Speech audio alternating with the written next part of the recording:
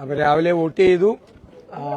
എന്റെ ബൂത്തായ Kesari Balakrishna memorial government കോളേജിലാണ് 135 number ബൂത്തിലാണ് vote ചെയ്തത്. കുടുംബസമേതം വന്നാണ് വോട്ട് ചെയ്തത്.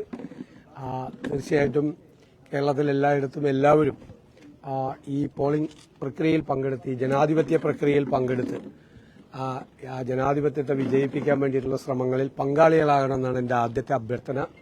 വോട്ട് ചെയ്യാതെ ആരും മാറിയിരിക്കരുത്. വോട്ട് ചെയ്യാതെ ഇഷ്ടമുള്ളവർക്ക് വോട്ട് ചെയ്യുക. അത് അവരുടെ ജനാധിപത്യപരമായ മൌലികമായ അവകാശമാണ്. ആ അവകാശം ഉപയോഗിക്കാതിരിക്കരുത്. ആ ജനാധിപത്യ പ്രക്രിയയിൽ എല്ലാവരും, കേരളത്തിലെ എല്ലാവരും പങ്കാളികളാകണം എന്നാണ് എന്റെ വിനയപൂർവ്വമായ അഭ്യർത്ഥന. തീർച്ചയായിട്ടും ഞങ്ങളെല്ലാം അസസ് ചെയ്തിട്ടുണ്ട്. നേരത്തെ പറഞ്ഞതുപോലെ 100-ലധികം സീറ്റുമായി UDF അധികാരത്തിലേക്ക് തിരിച്ചു വരും. ഇപ്പൊ നേരത്തെ കഷ്ടിച്ച് ഞങ്ങൾക്ക് ഭൂരിപക്ഷം തന്നിരുന്നവരൊക്കെ അഭിപ്രായം മാറ്റിയല്ലോ. ഭയങ്കര ബുദ്ധിമുട്ടായിരുന്നു ഞങ്ങൾക്ക് ഭൂരിപക്ഷം തരാൻ വേണ്ടിയിട്ട്. ഭയങ്കര പ്രയാസപ്പെട്ട് അപ്പൊ അതിന്റെ റേറ്റ് ഉയർന്നു വന്നല്ലോ. ദേശീയ സർവേകളിലെല്ലാം നല്ല നിലയിലേക്ക് UDF വരുന്നുണ്ട്. എല്ലാ ദേശീയ സർവേകളിലും മികച്ച രീതിയിൽ നടന്നു. ഈ തട്ടിക്കൂട്ടിയ സർവേകളുടെ കാര്യമല്ല ഞാൻ പറഞ്ഞു. തട്ടിക്കൂട്ടിയ 2-3 സർവേകൾ കേരളത്തിലുണ്ട്. അതായത് കഴിഞ്ഞിട്ടല്ലേ വിശദമായിട്ട് പറയാം. അവരുടെയൊക്കെ വിശ്വാസ്യത അവർ തന്നെ കളഞ്ഞു വിളിച്ചിരിക്കുകയാണ്. ഞാൻ പറഞ്ഞല്ലോ, 3 മാസത്തിനിടയിൽ 4 പ്രാവശ്യം കേരളം മുഴുവൻ ചുറ്റി സഞ്ചരിച്ച ഒരാളാണ് ഞാൻ. ജനവികാരം കൃത്യമായി ബോധ്യപ്പെട്ടിട്ടുള്ള ഒരാളാണ്. ഞങ്ങളുടെ കൃത്യമായ അസസ്മെന്റാണ്. ഞങ്ങൾ 100-ലധികം സീറ്റുമായി ഞങ്ങൾ അധികാരത്തിലേക്ക് വരും എന്നുള്ള കാര്യത്തിൽ യാതൊരു സംശയമില്ല. ഒരു സംശയമില്ല. ഈ പല ബൂത്തുകളിൽ ഇപ്പൊ തന്നെ നല്ല ക്യൂ കാണുന്നുണ്ട്. അതെന്തെങ്കിലും സൂചന? അല്ല, നല്ല ജനാധിപത്യ പ്രക്രിയ വിജയിക്കണം. എപ്പോഴും ആളുകൾ വന്ന് അത് ചെയ്യണം. അത് വന്ന് ഉറപ്പായിട്ട് ചെയ്യണം. അത് നല്ലൊരു ട്രെൻഡാണത്. ആളുകൾ വന്ന് വോട്ട് ചെയ്യണം. അവർക്ക് ഇഷ്ടമുള്ളവർക്കല്ല അവർ വോട്ട് ചെയ്യുന്നത്. അവരിതെല്ലാം കേരളത്തിലെ പ്രബുദ്ധരായ രാഷ്ട്രീയ ബോധ്യമുള്ള ആളുകളാണ്. എല്ലാം കൃത്യമായി നിരീക്ഷിക്കുന്ന ആളുകളാണ്. സർക്കാരിനെയും നിരീക്ഷിക്കും, അവർ പ്രതിപക്ഷത്തെയും കൃത്യമായി നിരീക്ഷിക്കും, രാഷ്ട്രീയ സാഹചര്യങ്ങൾ നിരീക്ഷിക്കും, ഇപ്പോഴത്തെ അന്തരീക്ഷം വഹിക്കും.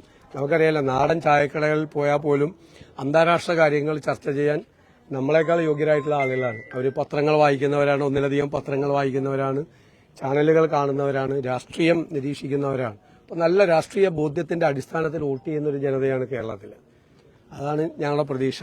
തീർച്ചയായിട്ടും അവർ ഞങ്ങൾക്ക് അനുകൂലമായി ഈ രാഷ്ട്രീയ സാഹചര്യങ്ങളെല്ലാം വിലയിരുത്തി നല്ല പിന്തുണ ജനങ്ങളുടെ ഭാഗത്തുനിന്ന് ഉണ്ടാകുമെന്ന് തന്നെയാണ് പ്രതീക്ഷിക്കുന്നത്. ഈ തെരഞ്ഞെടുപ്പ് കമ്മീഷൻ കുറച്ചുകൂടി ജാഗ്രത പാലിക്കണമായിരുന്നു തോന്നുന്നുണ്ട്. ഒരുപാട് പോസ്റ്റൽ വോട്ടുകൾ നഷ്ടപ്പെട്ടു. ഞാൻ തീർച്ചയായിട്ടും സെൻട്രൽ ഇലക്ഷൻ കമ്മീഷനെയും ചീഫ് ഇലക്ടറൽ ഓഫീസറെയൊക്കെ ബന്ധപ്പെട്ടു. ഇതുവരെ എന്റെ രാഷ്ട്രീയ ജീവിതത്തിലെ അനുഭവത്തിൽ ഇതുവരെ ഇല്ലാത്ത അനുഭവങ്ങളാണ് ഉണ്ടായത്. ഏതായാലും ഇലക്ഷൻ ഡ്യൂട്ടിക്ക് ചാർജുള്ള ആളുകൾ ചെന്നപ്പോൾ മാത്രമല്ല, ഒരു പോസ്റ്റൽ വോട്ടില്ല. ഫെസിലിറ്റേഷൻ സെന്ററിൽ 1 മുതൽ 8 വരെ ഉണ്ട്. 3 പ്രാവശ്യം പോയിട്ട് പോലും ബാലറ്റ് കിട്ടാത്തവരുണ്ട്. ഇപ്പൊ എന്റെ നിയോജകമണ്ഡലത്തിലെ ആളുകൾക്ക് ചിലർക്ക് ഡ്യൂട്ടി എറണാകുളത്താണ്, ചിലർക്ക് വൈപ്പിനിലാണ്. വൈപ്പിനിൽ പോകുന്നവർക്ക് ഫോർട്ട് കൊച്ചിയിലാണ് ഫെസിലിറ്റേഷൻ സെന്റർ, മറ്റേത് എറണാകുളത്താണ്. 2 സ്ത്രീകളൊക്കെ ടീച്ചേഴ്സ് ആയിട്ടുള്ള ആളുകളുണ്ട്, സ്ത്രീകളായിട്ടുള്ള ആളുകളുണ്ട്. അവരൊക്കെ എത്രയോ പ്രാവശ്യം ചെന്നിട്ട് ബാലറ്റ് ഇല്ല എന്ന് പറഞ്ഞ് മടങ്ങേണ്ട ഒരു അവസ്ഥയാണ്. ഒരാൾ പോലും വോട്ട് ചെയ്യാതെ പോകരുത് എന്ന് ആണ് നമ്മുടെ ഒരഭിപ്രായം. അതാണ്. I'll give you.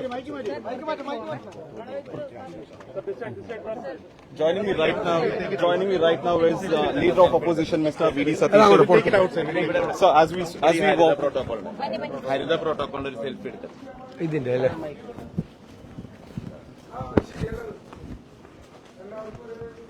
നിന്നല്ലോ